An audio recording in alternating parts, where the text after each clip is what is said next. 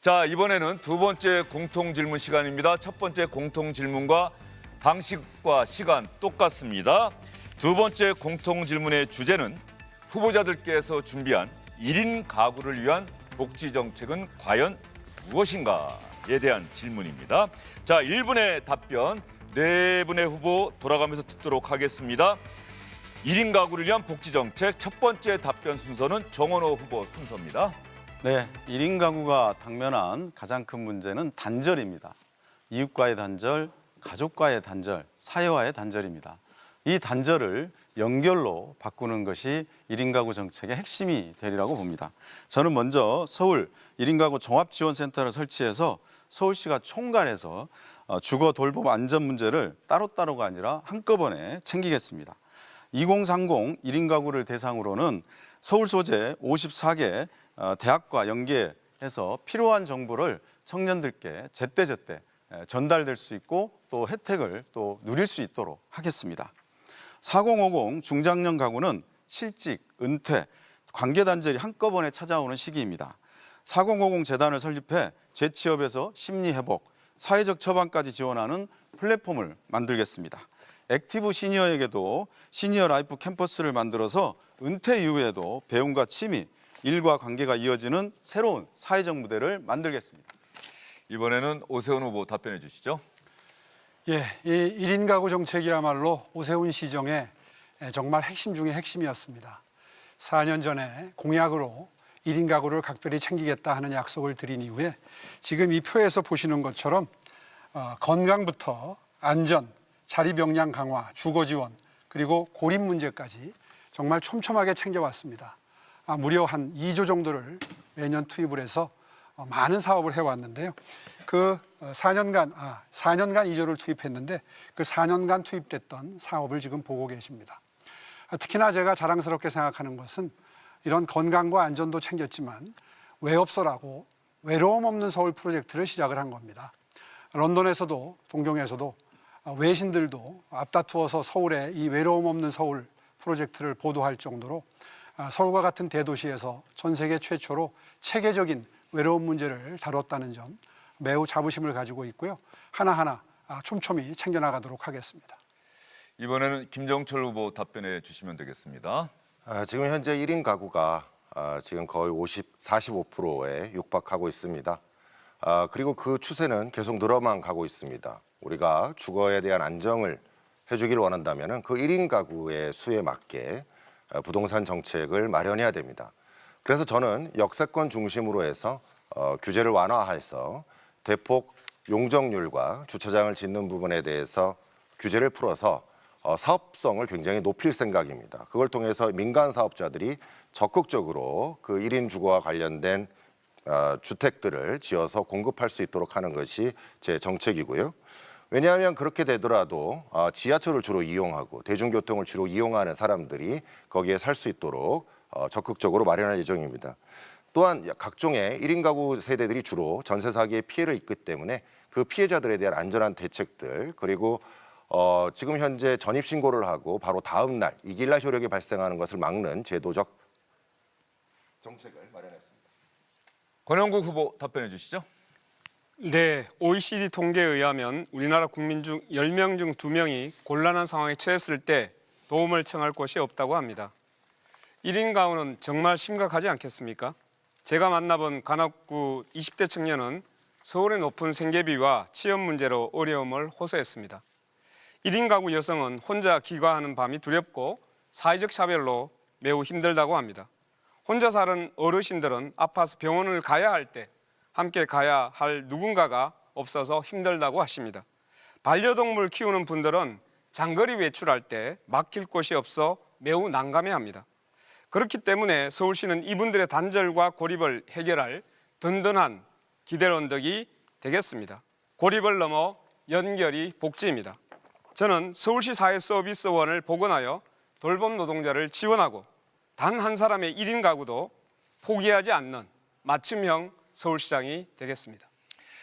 자, 네 후보 잘 답변해 주셨고요. 이번에 아까와 마찬가지로 보충 질문하고 보충 답변하는 시간 갖도록 하겠습니다. 먼저 정원호 후보의 답변에 대해서 오세훈 후보가 보충 질문해 주시기 바랍니다. 네, 정원호 후보의 1인 가구 대책을 보면은 매우 촘촘한 걸 알 수 있는데 저희 캠프에서 저희 공약과 그동안 해왔던 일과의 싱크로율을 조사한 결과 상당히 높게 나왔었습니다. 1인 가구 대책도 역시 마찬가지였는데요. 뭐 좋습니다. 좋은 거를 벤치마킹하는 거야 나무랄 일은 아니고요. 모처럼 만에 정책을 여쭤보겠습니다. 서울시가 하고 있는 외로움 없는 서울 정책, 그 실효성에 바탕에는 어떤 장점이 있는지 설명해 주시기 바랍니다. 네, 제 공약을 묻지 않고 또 오세훈 후보의 정책을 답하라고 하니까 저는 오세훈 후보의 전반적인 얘기를 하고 제 얘기를 좀 드리겠습니다. 외로움 문제는 결국 단절에서 오는 겁니다. 그 단절을 연결을 통해서 외로움을 극복해야 되는데 그런 측면에서 오세훈 후보와 또 서울시가 현재 진행하고 있는 사업들이 굉장히 긍정적이다 이렇게 저는 판단할 수 있습니다. 다만 이걸 조금 더 보완하고 특화시키면 좋겠다라는 생각이 들어서 저는 그것을 지금 25개 구에 나누어져 있는 1인 가구 지원센터 이걸 전체적으로 통합해서 진행할 수 있는 서울 1인 가구 종합지원센터를 만들어서 25개 구와 각 대학, 54개 대학과 또 각 단체를 전체 아우르는 그런 통합적인 프로그램을 진행하고자 합니다.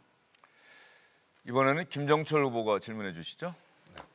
정원호 후보님, 저는 얼마 전에 이제 광화문에서 유세를 하다가 어떤 한 분이 오셨더라고요. 저한테 말씀하시기를 성수동의 이제 정원호 후보님께서 그렇게 이제 개발을 강조하셨는데 그렇게 되면 자기같이 혼자 사는 사람들은 결국 쫓겨나게 된다. 그리고 제발 막아달라 이러면서 거의 눈물을 흘리면서 저한테 이야기를 했습니다.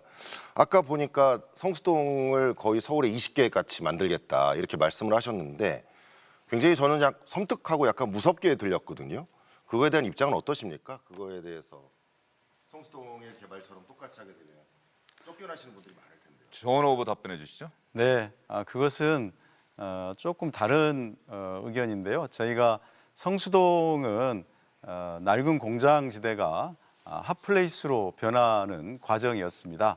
그래서 낡은 공장지대를 다 철거하거나 새롭게 한 게 아니고 있는 것을 그대로 활용해 가면서 도시 재생이라는 방식으로 붉은 벽돌을 활용한 붉은 벽돌 지원 조례 이런 것을 통해서 세계적 핫플레이스가 됐습니다. 그 와중에는 저희가 젠트리피케이션 방지 정책을 써서 거기서 상권에서 발달된 상권 때문에 임대료 상승으로 쫓겨나는 분들이 없도록 하자는 취지에서 젠트리피케이션 방지 정책을 수립해서 상당 부분 그런 것들이 효과가 있었고 또 정부 정책으로도 반영이 돼서 상가 임대차 보호법이 개정돼서 지금은 일부분을 제외하고는 상당히 보호받고 있다 그렇게 말씀드릴 수 있을 것 같습니다. 이번에는 권영국 후보의 질문 순서입니다. 네, 우리 사회에는 1인 가구가 아닌 1인 가구가 있습니다. 수십 년을 함께 살아온 동반자가 쓰러져도 법이 정한 가족이 아니면 응급수술 동의서에 서명할 수 없습니다. 가족 돌봄 휴가도 쓸 수 없습니다. 여성가족부 조사에 따르면 약 80%의 국민들이 법률론 이외의 혼인관계에 대한 차별 폐지에 동의하셨습니다. 저는 서울시 조례로 생활 동반자 관계를 인정하겠다고 공약했습니다. 후보님, 이에 대해서 동의하십니까? 네, 생활 동반자에 대한 인정, 생활 동반자를 인정하는 보호 조례 또는 조례를 만들어서 방금 말씀 주신 그런 애로사항들을 해결해 나가자라고 하는 취지는 충분히 이해가 갑니다. 그런데 그것이 이제 실제로 진행될 때 또 다른 문제들이 또 야기될 가능성들이 있습니다. 그래서 저는 이 문제는 필요성에 의해서 하나하나씩 조금씩 좀 진행하는 것이 좋겠다. 어떤 큰 포괄적인 조례로 해서 진행하는 것보다 그렇게 꼭 필요한 경우에 그 필요한 부분들을 해결하는 방식으로 이렇게 진행한다면 무리 없이 진행이 되지 않을까 싶습니다. 그런데 이거를 큰 틀의 조례로 만들게 된다면 불필요한 논쟁과 또 사회적 갈등, 낭비 이런 부분들이 초래될 가능성이 있습니다. 그래서 그 부분들은 좀 신중을 기하되 취지는 살면 좋겠습니다. 이번에는 오세훈 후보에게 보충 질문하고 오세훈 후보의 답변을 듣는 시간입니다. 김정철 후보가 질문해 주시죠. 후보님, 저는 최근에 이제 사당 코브 잠실 센트럴파크에 있는 그 청년 안심주택에 사는 청년들을 피해를 입은 사람들을 직접 만났습니다. 그들을 얘기해 보니까 결국은 근심주택이었더군요. 그리고 2026년 전세 사기 피해 주택의 안전관리 지원 사업에 예산을 1억 책정하셨더라고요. 한강버스에는 1,400억을 쓰고 손목닥터에는 매년 600억을 쓰시면서 우리 전세 사기 피해자들이 눈물에는 예산 1억 원을 책정하셨습니다. 그 이유가 뭡니까? 전세 사기 피해자를 예산으로 구제할 수는 없는 것이죠. 시스템을 개선하고 어떻게 하면 그분들이 피해를 최소화할 수 있는지 거기에 비용을 쓰는 건데 이 장치 산업, 그러니까 배를 만드는 산업과 액수를 예산을 이렇게 동등하게 비교를 하는 것은 뭐 올바른 비교라고 저는 생각지 않습니다.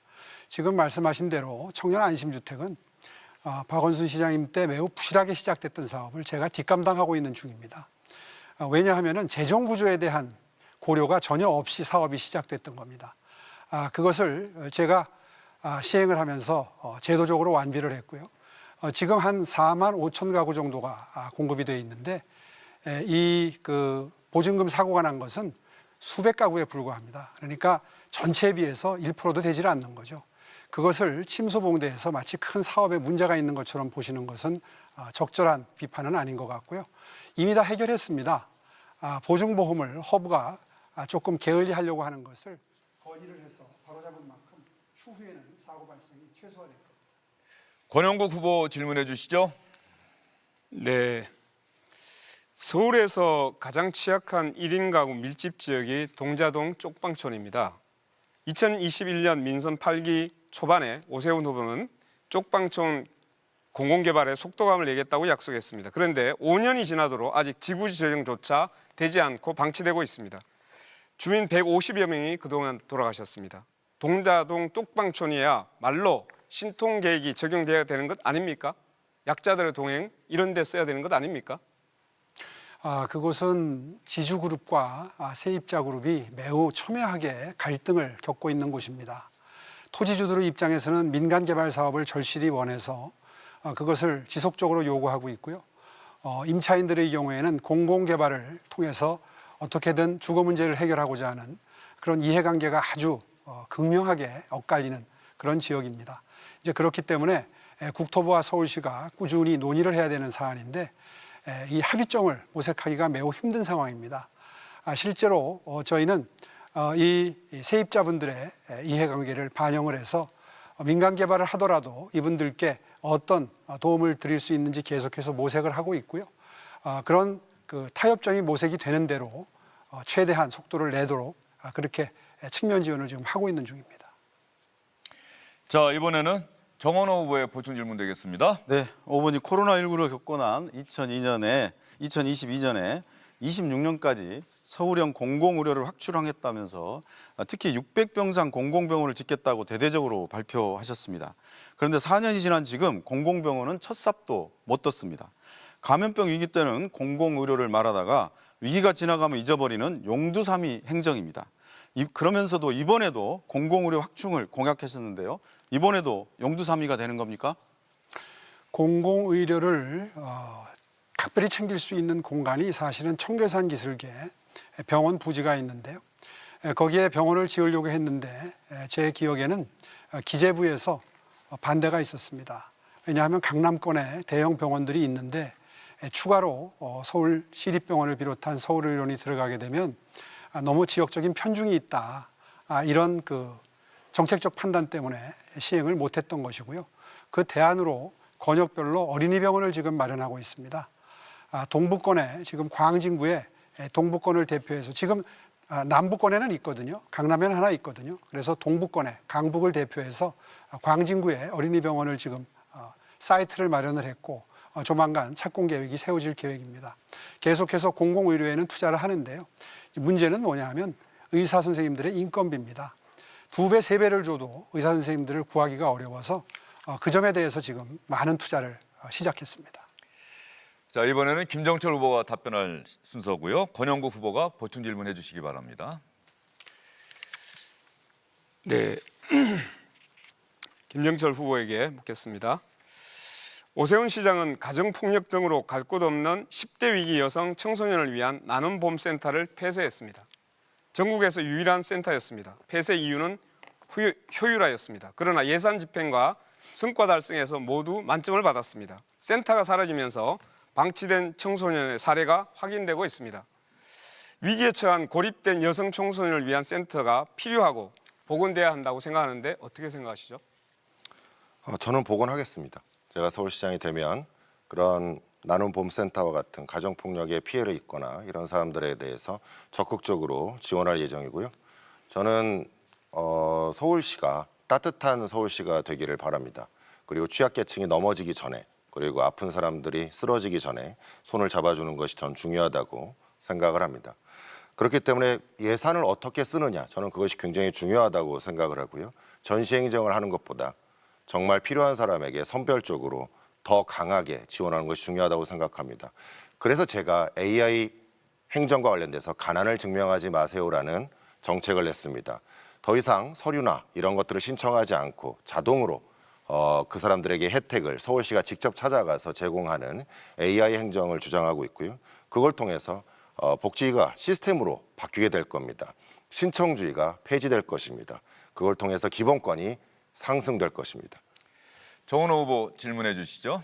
네, 조금 전에 김 후보께서도 말씀 주셨지만 청년 안심주택 보증금 위반한 사태를 두고 서울시는 왜 사기꾼이 되었나라는 표현과 함께 사실상 근심주택이라고 비판하신 적이 있습니다. 그때 만약 김 후보님이 그 당시에 시장이었다면 피해 청년들을 어떤 방법으로 구제하셨겠는지 방법을 묻겠습니다. 저는 안심이라는 말을 서울시가 쓰는 순간 그것은 신뢰라고 생각합니다. 어떤 신뢰를 주었을 때는 그거에 대한 책임을 져야 됩니다. 하다못해 사기업의 경우에도 신뢰를 주면 책임을 져야 되는데 공공의 행정을 통해서 공공의 이름으로 안심이란 말을 썼다면 당연히 책임을 지고 서울시가 모든 보증금에 대한 책임을 져야 된다고 생각합니다. 그래서 제가 서울시장이었다면 전부 반환했을 것이고요. 여기에 더해서 사실은 청년과 관련되어서는 저는 정원호 후보께도 질문하고 싶은 부분들이 있습니다. 이미 특정 기업에 대한 몰아주기 문제, 그것 때문에 입찰에 대한 공고를 제가 가서 봤더니 그 공고에서는 90점 이상의 경우에만 한정돼 있고 아무도 입찰할 수가 없습니다. 그래서 결국 유찰이 2번 돼서 단독으로 수의계약을 맺었고 그것이 특정 업체에게 계속 갔단 말입니다. 저는 제가 서울시장이 된다면은 그 사람들, 즉 청년들, 그 다음에 창업기업들에게 그 사람들에게 우선적으로 첫 계약을 맺어주겠습니다. 정원 후보는 어떻게 생각하십니까? 오세훈 후보의 질문입니다. 방금 전에 나는 봄은요, 종사자들 사이에 갈등이 있어서 그런 결과가 빚어진 것이고요. 청년 안심주택의 경우에 이걸 서울시가 대신 내줄 수는 없습니다. 왜냐하면 민간 사업이거든요. 민간 소유고. 지금 변호사신데 그거를 서울시가 대신 내준다는 답변을 들으면서 제가 정말 깜짝 놀랐습니다. 사업 구조가 민간 투자 사업임을 다시 한번 강조해서 말씀드립니다. 네, 이거 질문이 아니라 답변처럼 했는데 김종철 후보 답변해 주시죠. 네, 저는 또 오세훈 후보님께서 물론 그런 부분에서 민간 사업이잖아요. 그런데 민간 사업인데 거기에 안심이란 말을 붙였어요. 그리고 거기에 원래는 보증보험을 하게 돼 있지 않습니까? 그런데 보증보험을 빨리 바로 가입하도록 서울시가 감독을 했어야 되는데 그걸 감독하지 않다 보니까 허그해서 합니다. 그거를 서울시에서 감독을 했었어야죠. 그러면 그런 안심이란 말을 붙이지 말았어야 됩니다. 그러다 보니까 결국은 보험에 가입하지 못하고 청년들은 그냥 그걸 믿을 수밖에 없잖아요. 이거는 청년의 관점에서 바라봐야 됩니다. 서울시의 행정의 관점에서 바라보시면 안 돼요. 이거는 피해를 입은 사람의 관점에서 생각을 하셔야 된다는 점을 다시 한번 말씀드리고요.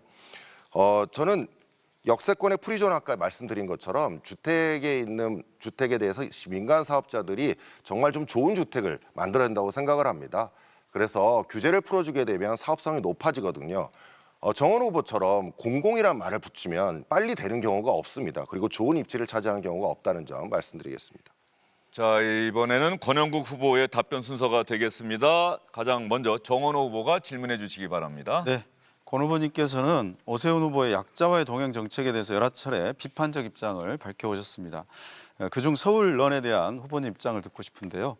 23년 서울연구원 자료에 의하면 서울론의 사교육비 절감 효과는 1.8%에 비해 평균 사교육비는 17,000원 정도 증가했다는 연구 결과가 있습니다. 어업께서는 서울론 정책 등 서울시 복지 정책에 대해서 어떤 평가를 하시는지 궁금합니다. 네, 약자의 도행에 대한 이야기를 굉장히 많이 하고 있습니다. 그런데 제가 알고 있는 것만 보더라도 서울 노동권익센터를 축소 통합을 하거나 또는 중증장애인 권리 일자리를 아예 예산을 완전히 제로 상태로 만들거나 아까 말씀드렸듯이 그 10대 위기에 처해 있는 청소년을 위한 센터 이런 것들을 폐쇄하고 그리고 지금 얘기하는 것처럼 실제로 이런 사교육비가 오히려 증가하게 만드는 현상들이 나타나고 있습니다. 누구를 위한 약자 동행을 이야기하는지 약자를 이야기하면서 한강버스를 이야기하고 또 감사의 정원이라고 하는 밭들어청을 합니다. 이런 불필요한 예산을 쓰면서 오히려 필요했던 그 센터를 폐쇄하고 오히려 예산을 삭감하고 이런 부분에 대해서 굉장히 기만적이다라고 보고 있습니다. 자, 오세훈 후보 질문해 주시죠. 예, 뭐 서울론에 대해서 매우 오해가 깊으신데요. 서울론은 저소득 학생, 저소득 가정의 학생에게 정말 그 계층 이동 사다리에 올라갈 수 있는 좋은 기회를 제공하는 겁니다. 지금 3년째 600명대, 700명대, 800명대, 900명대 이렇게 좋은 대학을 들어가면서 우리나라는 교육이 어떤 그 계층 이동 사다리에 가장 중요한 역할을 하지 않습니까? 이제 그 부분에 대한 기능을 지나치게 도외시한 답변을 듣고 매우 실망스럽습니다. 큰 틀에서 이 부분에 대해서 뭐 하고 싶은 말씀을 충분히 하시고 저하고 대화를 나누시죠. 말씀해 주시기 바랍니다.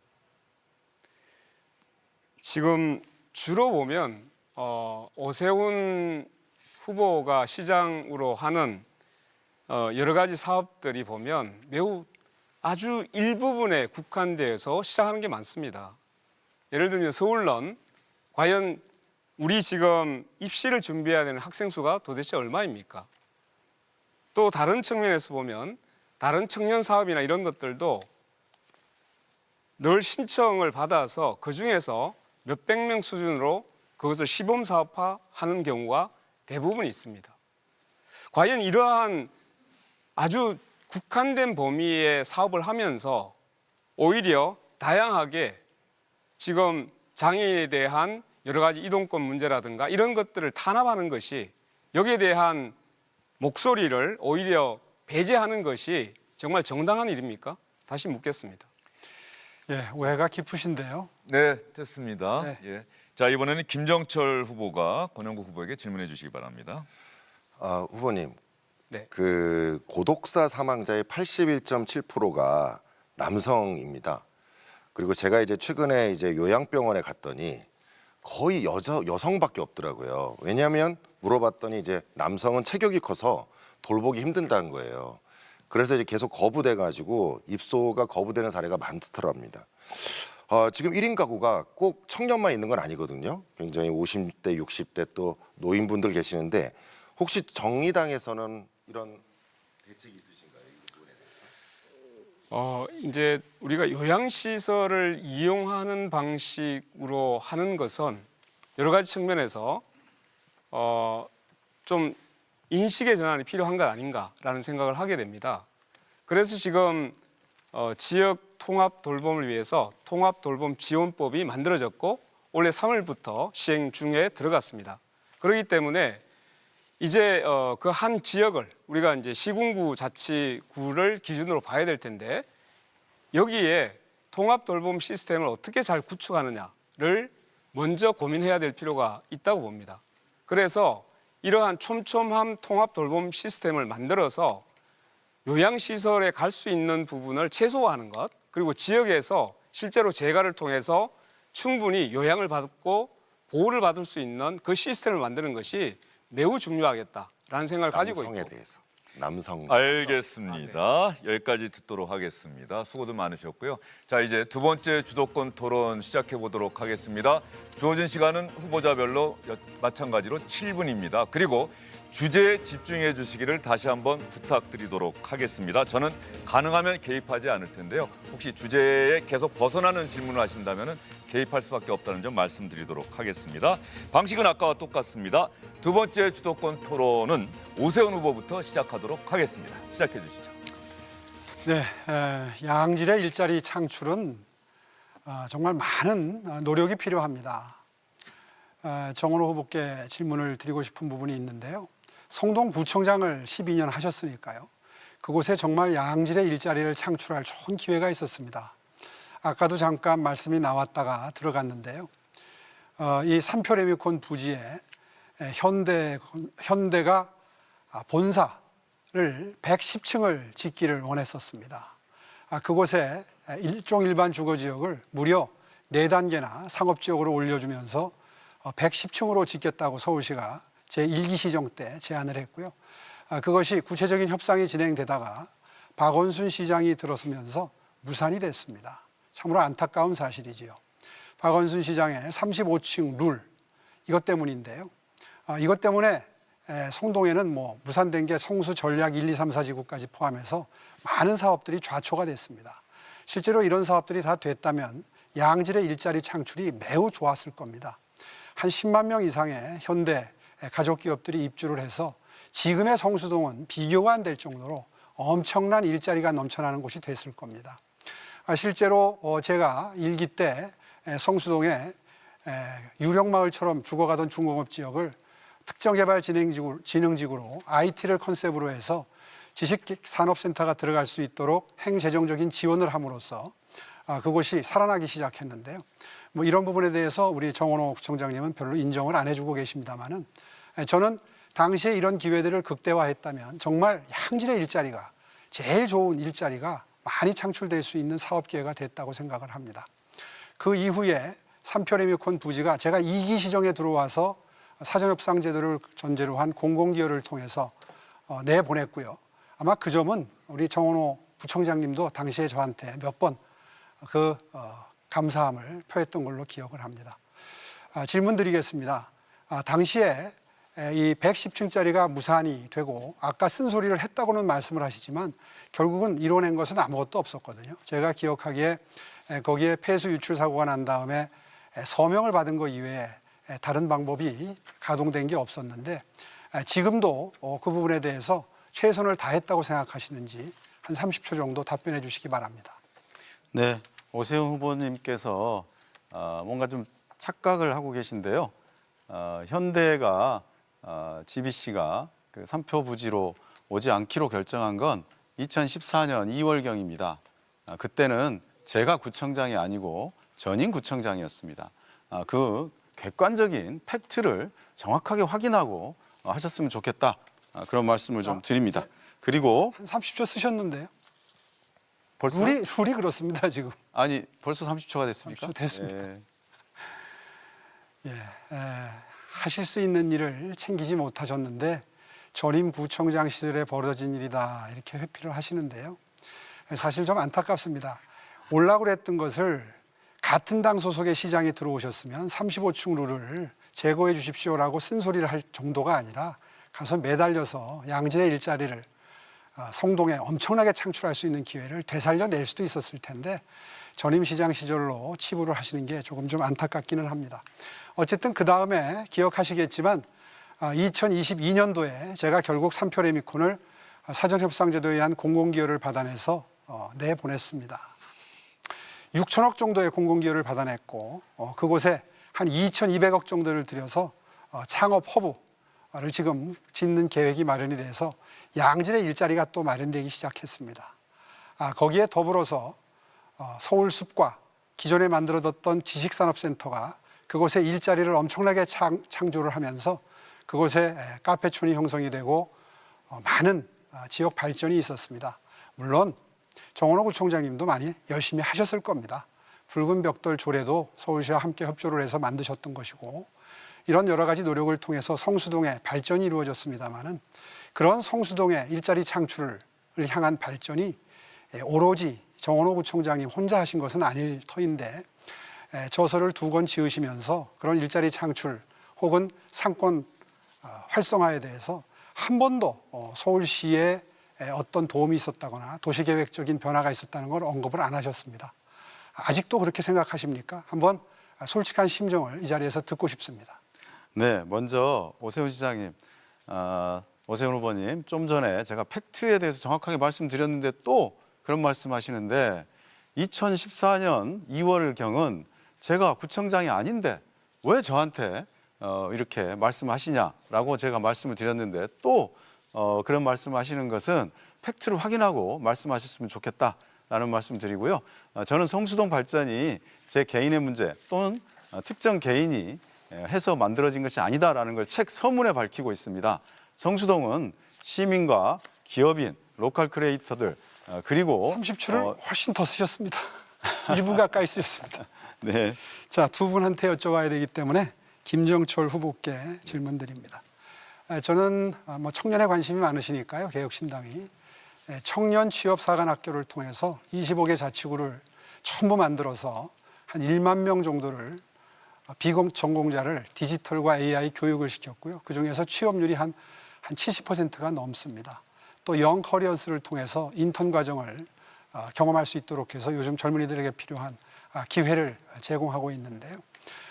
개혁신당 입장에서는 우리 김정철 후보 입장에서는 청년들의 일자리 창출과 창업 기회 제공이나 이런 부분에 대해서 가지고 계신 정책적 소신이 있으면 밝혀주시기 바랍니다. 저는 아까도 말씀드렸다시피 우리 공공행정, 그다음에 조달행정 이런 것들이 청년들에게 첫 기회를 줘야 된다. 첫 계약을 맺어줘야 된다고 생각을 합니다.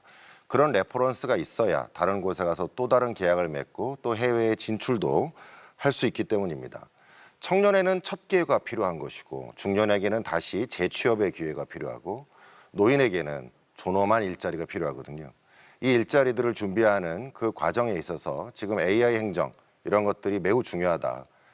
저는 청년들에게는 플랫폼을 통해서 그들에게 일자리를 제공하고 보장해주는 그리고 6개월간 기간 동안 보장해주는 그런 제도들을 준비하고 있습니다. 오세훈 후보 수고하셨습니다. 두 번째 주도권 토론의 주제는 노동이고요. 연령대별 고용 정책입니다. 이 주제에 집중해서 김정철 후보가 주도권 토론 진행해 주시죠. 네. 제가 이제 말씀드린 것처럼 우리 이제 청년들에게는 첫 계약이 매우 중요합니다. 그래서 공공계약과 관련된 부분들을 일감 몰아주기 형식이 아니라 특정 기업에 주는 것이 아니라 그들에게 기회를 열어주고 그들이 참여해서 설 수 있도록 하는 것이 좋습니다. 그런데 사실은 정원호 후보 같은 경우에는 제가 아까 말씀드렸던 특정 업체, 그 업체의 대표는 1대 성동구 자원봉사센터장은 정원호 후보님이시고 2대 그 자원봉사센터장은 바로 스마트 쉼터를 계속 수의 계약을 맺은 그분의 대표란 말입니다. 정원호 후보하고 그 성동구 자원봉사센터 2대 센터장 그분과의 관계는 어떤 것입니까? 이 주제에 관계없는 내용을 또 계속 말씀을 하시는데 앞으로 그러지 않았으면 좋겠고요. 말씀을 드린다면 자원봉사센터장은 자원봉사센터의 활성화를 위해서 스스로 기부를 하면서 활동을 하고 있는 이사들입니다. 그러다가 이사장이 되신 거고요. 성동구에서 진행되어 온 계약 절차는 법에 의한 절차를 정확하게 수행해서 진행이 됐다라는 말씀 드리고 그 문제는 수많은 이 국힘당 국회의원들 또는 또 언론에서 그 자료들을 다 제공받아서 검토한 바 있습니다. 그런데 계속 이 문제에 대해서 제기하는 것은 재탄 삼탕이다. 그리고 김정철 후보님 주제로 돌아와서 토론을 해주시기 바랍니다. 제가 정말 시민들께 죄송합니다. 저도 주제로 돌아가서 이야기하고 싶습니다. 그래서 정책을 이야기하고 싶은데 제3지대 정당의 입장에서 기회를 많이 갖지 못하기 때문에 이 말을 할 수밖에 없습니다. 죄송합니다. 이겁니다. 정은 후보님, 이 화면에 보이는 이 탁상 달력이 바로 정은 후보님이 도망 일지입니다. 거대 양당의 기득권에 뒤에 숨어서 토론 제안을 회피하신 날짜마다 제가 직접 X표를 쳤습니다.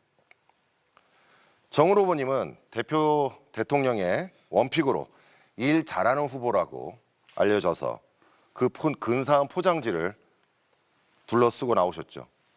저는 사실 금융사건 피해자를 대리해왔던 사람입니다. 금융시장에서는 이런 거를 불안전 판매라고 합니다. 저는 정치계의 불안전 판매라고 생각합니다. 저는 천만 서울 시민의 삶을 이렇게 부실한 상품에 맡길 수는 없다. 이렇게 생각합니다. 김정철 후보님, 네. 다시 한번 말씀드립니다만 아까 약속한 내용입니다. 이번 주도권 토론의 주제는 노동이고요. 연령대별 고용 정책이라는 점 네, 알겠습니다. 다시 한번 말씀드리겠습니다. 제 답변 시간인가요? 네. 김정철 의원님 말씀 고맙습니다. 그런데 이렇게 토론을 했다고 하면 바로 이렇게 주제와 관계없는 흑색선전, 네거티브 이런 걸로 점철이 될 게 뻔한데 이것을 왜 그렇게 하시는지 모르겠습니다. 저는 네거티브 중단해달라고 그렇게 요청을 했습니다. 정책 선거하자고. 그런데도 불구하고 한편으로는 알겠습니다. 정책 선거하자고 하면 이제 토론하자고 제가 하면서 이야기 좀 하겠습니다. 한편으로는 네거티브를 하는 이런 문제는 좀 시정돼야 된다 이렇게 생각합니다. 아니 토론의 기회가 오늘 한 번밖에 없고요. 지금 내일이 사전 선거일이지 않습니까? 지금 그러니까 아마 사전 선거일 토론을 됐네요. 네거티브로 하려고 토론하자고 한 거네요. 네? 저는 후보님과 정책 토론하고 싶었어요. 자, 그러면 이제 묻겠습니다. 그러면 주제로 돌아가세요. 노인의 일자리와 관련돼서 노인의 일자리가 지금 질이 좋지 않습니다. 정은 후보님께서는 노인의 일자리를 그 질을 높이기 위한 정책과 공약이 있으십니까? 네, 그렇습니다. 저는 노인 일자리, 그중에서 특히 액티브 시니어 60대 노인 일자리에 주목해 왔습니다. 60대들은 건강한데 은퇴를 하게 됩니다. 그래서 그분들에게 그 기간 동안 일할 수 있는 일자리가 필요하다고 생각했습니다.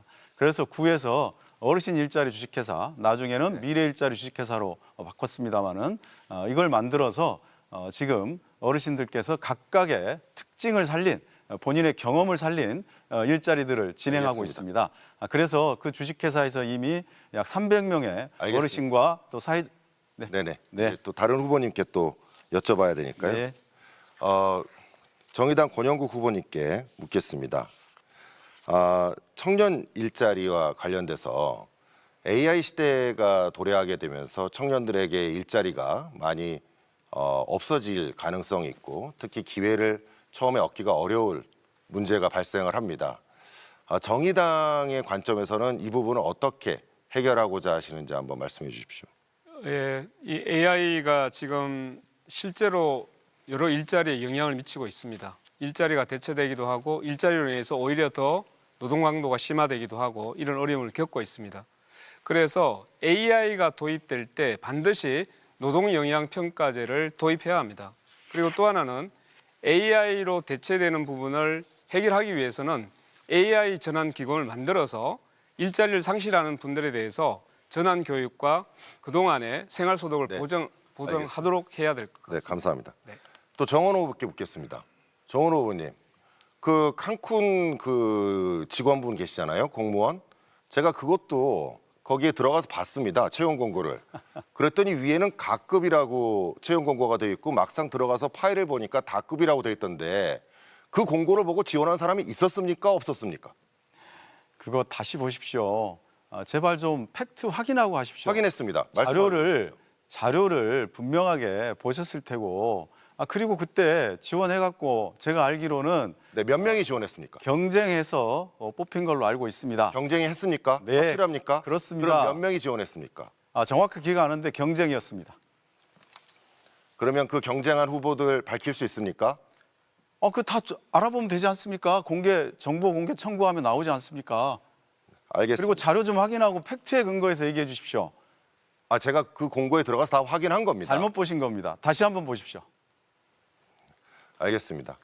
저는 이렇게 토론을 계속 회피하고 나서 이제 검증을 하려고 했더니 결국 그것을 네거티브라고 얘기하는 거 저는 굉장히 매우 불공정하다고 생각합니다. 자, 김정철 후보님 주도권 토론이 모두 마무리됐고요. 이번에는 권영국 후보의 주도권 토론 순서입니다. 시작해 주시죠. 네, 앞서서 답변하지 못했던 거 잠깐 얘기하고 넘어가겠습니다. 네. 아까 노인 남성에 대한 요양 돌봄이 되게 어렵다고 하는데 네네. 실제로 이것은 거기에 대한 종사자들의 처우를 개선해야 됩니다. 그렇게 해서 2인 1조가 가능할 수 있도록 하고, 그리고 또 하나는 처우를 개선하면 매우 젊은 층도 이 돌봄 노동에 들어올 수 있거든요. 개선할 수 있다고 생각합니다. 그리고 그 동자동 쪽방촌 민간 개발한다고 하는데요. 거기에 있는 민간 개발하면 거기에 있는 분들 수급자들입니다. 그분들이 다시 들어가는 것은 매우 힘듭니다. 고려하셔야 될 것 같습니다. 이것은 불로소득을 노리는 건물주들의 편이 되느냐 아니면 세입자들의 편이 되느냐 하는 문제입니다. 정은호 후보에게 질문을 하겠습니다. 감정노동 종사자 권리보호센터 폐쇄, 권역별 노동권익센터 폐쇄, 여성청소년 지원기관인 나는봄과 나무 폐쇄, 서울직장 성희롱 성폭력 예방센터 폐쇄, 서울시 성평등활동지원센터 폐쇄, 서북권 직장만 지원센터 폐쇄, 서울사회서비스원 폐쇄, 오세훈 시장이 폐쇄한 각종 센터들입니다. 사회서비스원 300명 노동자들이 비롯해서 수많은 노동자들이 일자리를 잃었습니다. 공영방송 TBS도 사실상 폐지됐습니다. 여러 가지 방송작가를 비롯해서 정규직으로 고용했던 방송국입니다. 그런데 1년 9개월째 임금을 못 받고 무급으로 유지하고 있습니다. 일자리도 만들어도 모자랄 판입니다. 그런데 일자리를 없애고 있는 시장입니다. 그것도 돌봄, 노동, 언론 가치, 공공성을 지키며 시민을 위해 봉사하는 일자리를 없앤 시장입니다. 바로 오세훈입니다. 오세훈 시장 서울사회서비스원을 효율성을 이유로 폐쇄했습니다. 코로나19 최전선에서 책임을 진 기관입니다. 이 판례를 잠시 봐주시기 바랍니다. 그런데 감사의 정원 730억 원의 예산을 편성했습니다. 용산 기념관에 가시면 거의 유사한 조형물이 있습니다. 돌봄 노동자 300명의 일자리는 비효율이고 730억짜리 돌덩이는 효율입니까? 일자리가 중요합니까? 돌덩이가 중요한 겁니까?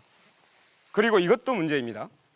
서울신용보증재단 고객센터를 비롯한 투자 출연기관 콜센터 간접 고용 문제, 서울시가 6년 전 약속했으나 오세훈 시장 반노동 정책으로 추진 안 됐습니다. 정은호 후보님, 간접 고용 문제 해결하시겠습니까? 네, 간접 고용 문제는 저희가 조금 사안마다 정확하게 보고 판단해야 된다고 생각합니다. 과연 이걸 직고용으로 바꿨을 때에 부작용은 없는지, 또 효율적인 건 무엇인지를 봐야 된다고 생각하고요. 콜센터 좀 전에 서울시에서 약속했다고 하는 부분들은 저는 전임자가 약속을 했더라도 제가 시장이 된다면 그런 부분들은 지켜져야 한다라고 생각합니다. 네, 가까이 듣겠습니다. 김정철 후보에게 묻겠습니다. 미래 일자리는 또 어떤 것일까요? 코파일럿이 여러분이 짜던 코드를 대신 짜기 시작합니다. 챗GPT가 기획서를 쓰고 미더저니가 시안을 뽑습니다. 옆자리 동료가 권고사직을 당했고 남은 사람은 AI보다 나은 게 뭐냐? 이런 무언의 압박 속에서 더 장시간 일을 하고 있습니다. 전국 취업자의 46.6%가 AI로 인한 일자리 대체 위험군입니다. 이 중 서울 시민이 173만 명입니다. 그런데 서울 노동자 10명 중 7명은 직무 전환 교육을 받아본 적이 없습니다. AI는 매일 일상을 파고드는데 다음 일자리로 넘어갈 사다리가 보이지 않습니다. 모든 AI 산업, AI 혁신을 이야기할 때 그 앞에서 두려움을 느끼는 평범한 시민의 편에 정의당이 서 있습니다.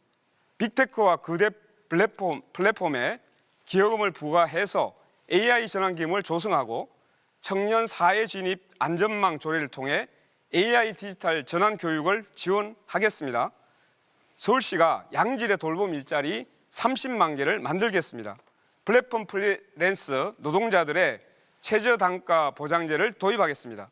기후수당을 도입해서 야외 노동자, 물류 노동자, 이동 노동자들이 소득을 잃지 않도록 하겠습니다. 김정철 후보님. 네. AI 전환 기금, 기후수 등 어떻게 생각하십니까? 저는 과거에 인터넷이 생겼을 때도 마찬가지일 겁니다. 뭔가 새로운 도구가 생긴 거죠. AI가 굉장히 많은 사람들에게 일자리를 위협하는 것처럼 보이지만 저는 그것이 일자리를 새롭게 재편하는 거라고 생각합니다. AI는 결국 일종의 증폭기와 같습니다. 그 사람의 능력을 어떤 사람이 사용하느냐에 따라서 증폭될 수 있죠. 물론 거기에 따라서 도태될 수 있는 사람이 있습니다. 그때는 우리 공공행정이 그 도태되는 사람들에 대해서 다시 재교육을 하고 일정 부분 한시적으로 지원하는 것이 필요하다는 겁니다. 좋습니다. 네, 제가 답변을 조금 더 하는데 사실 AI가 모든 것을 해결해 줄 수는 없습니다.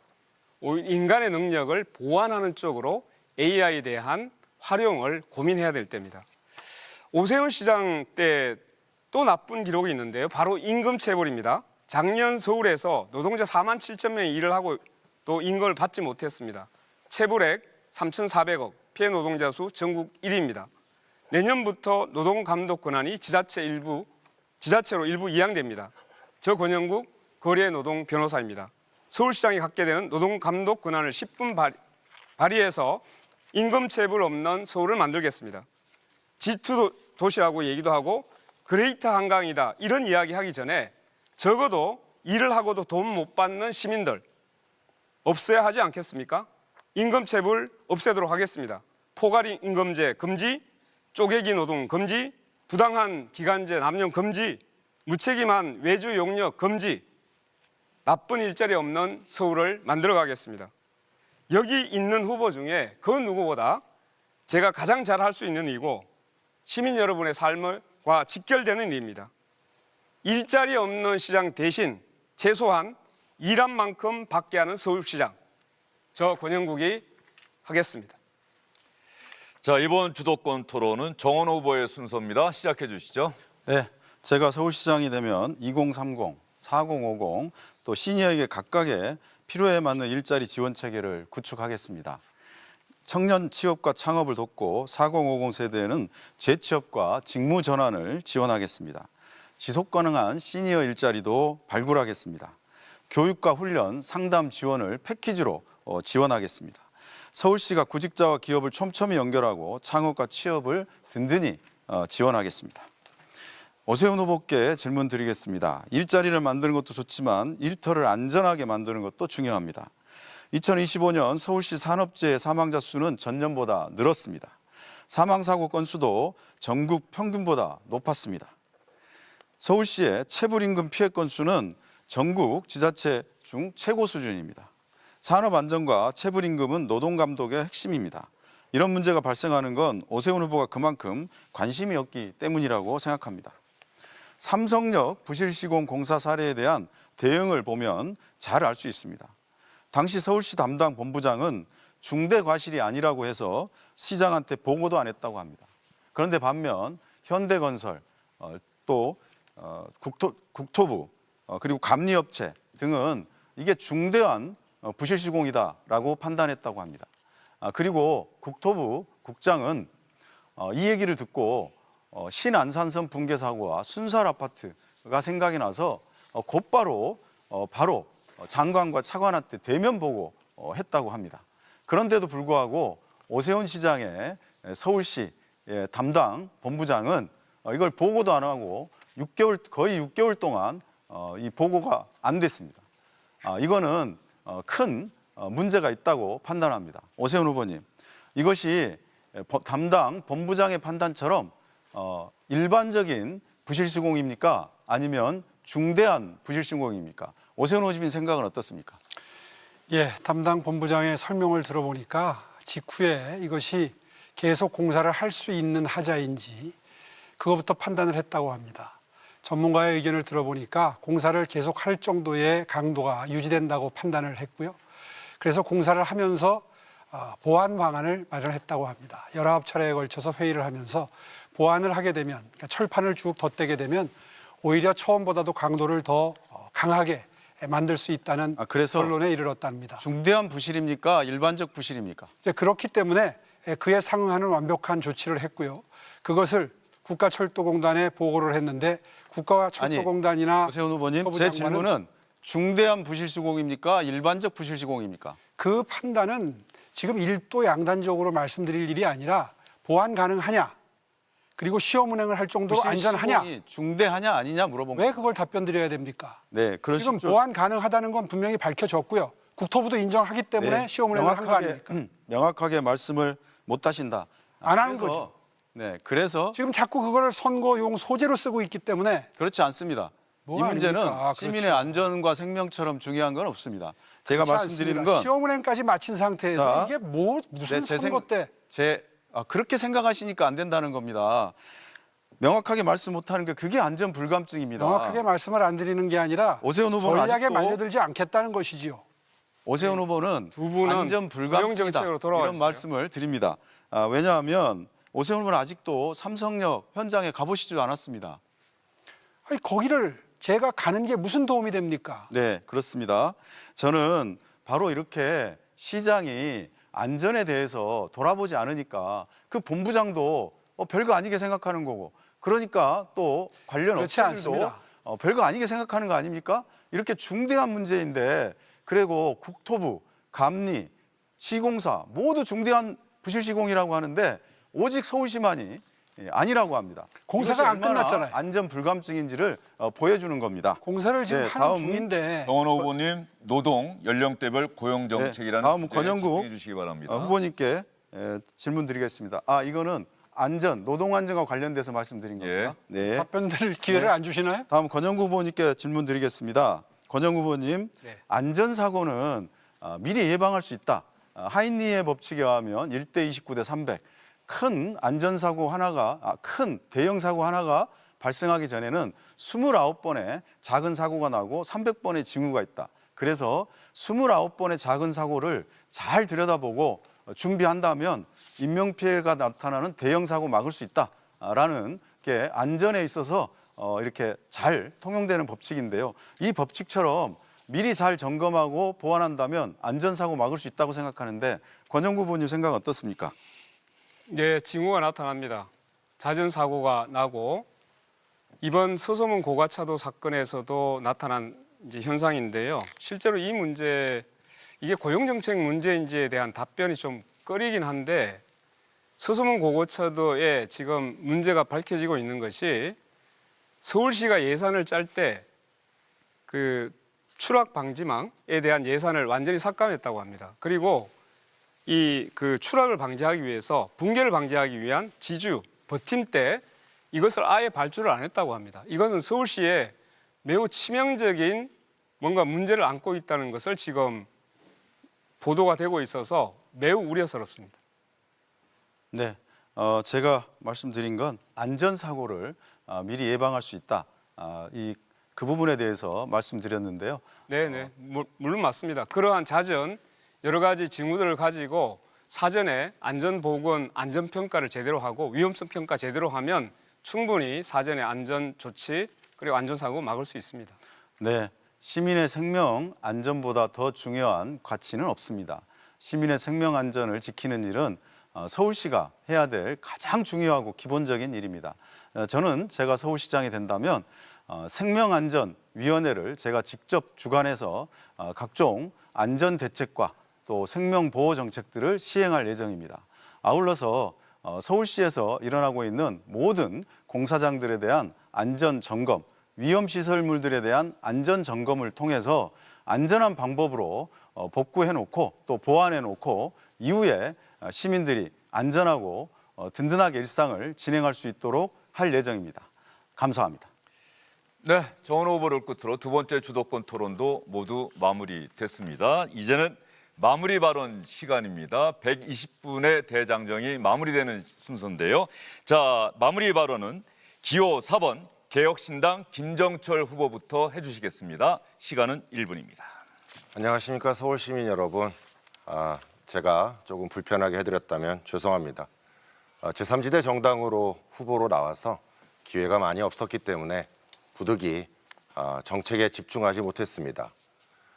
저 역시 과거 정책 토론회에서 제 정책을 계속 이야기하고 싶었습니다만 그런 기회를 갖지 못해서 그런 점 양해를 부탁드리겠습니다. 그리고 소소문 사고를 당하신 유족분들께 진심으로 위로를 드립니다. 서울시의회 속기록을 보게 되면 2008년부터 문제가 제기됐고 박원순 시장 시절인 2019년에 이미 재난 위험 수준인 D등급을 받았습니다. 그리고 붕괴 1분 전에도 열차가 지나갔다고 합니다. 아주 큰 사고가 날 뻔했습니다.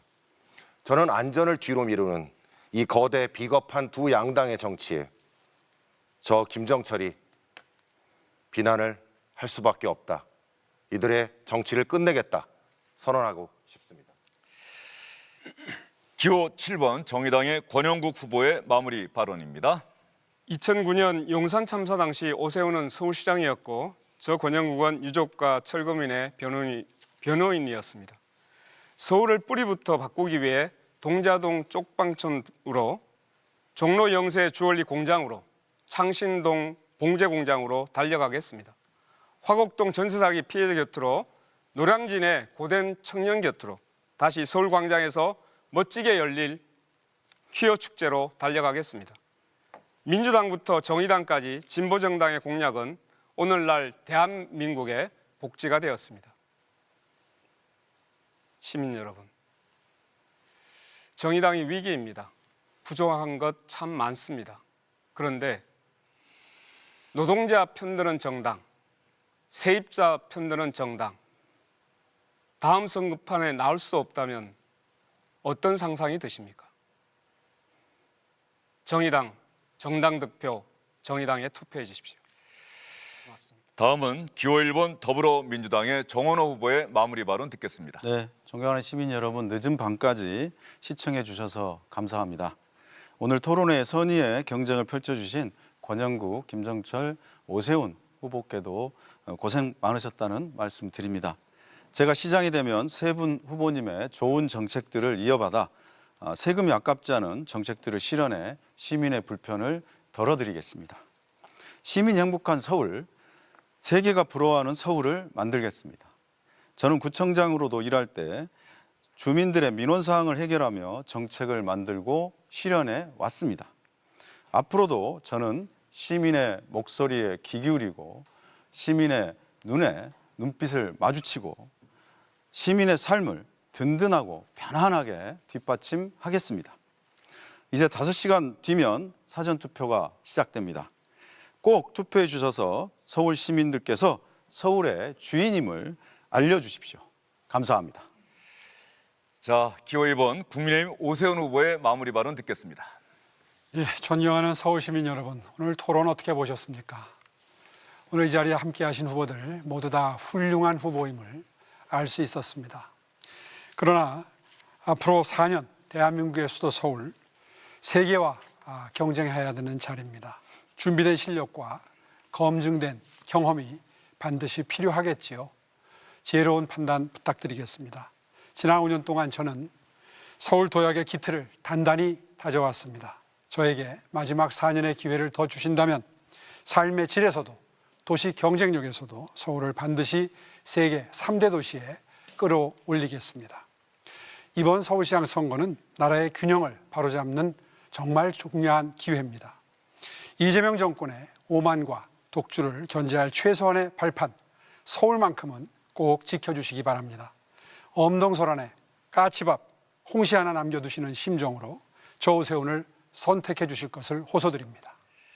네, 네 후보 모두 수고 많으셨습니다. 120분 동안 긴 시간 토론하시느라 애 많이 쓰셨습니다. 자신의 생각 원 없이 이야기하면서도 다른 후보들의 주장에도 귀를 기울여 주시고 때로는 주제에 벗어나는 질문에도 성실하게 답변해 주신 점 감사드립니다. 시청자 여러분, 오늘 토론회 어떻게 보셨습니까? 모쪼록 오늘 토론회가 여러분의 선택과 판단에 큰 도움이 되기를 바랍니다. 오늘 토론회는 중앙선거방송토론위원회 홈페이지와 유튜브를 통해서 다시 시청하실 수 있다는 점 말씀드리겠습니다. 자, 이것으로 서울특별시장 후보 선거 후보자 토론회를 모두 마무리하도록 하겠습니다. 시청해주신 여러분 고맙습니다.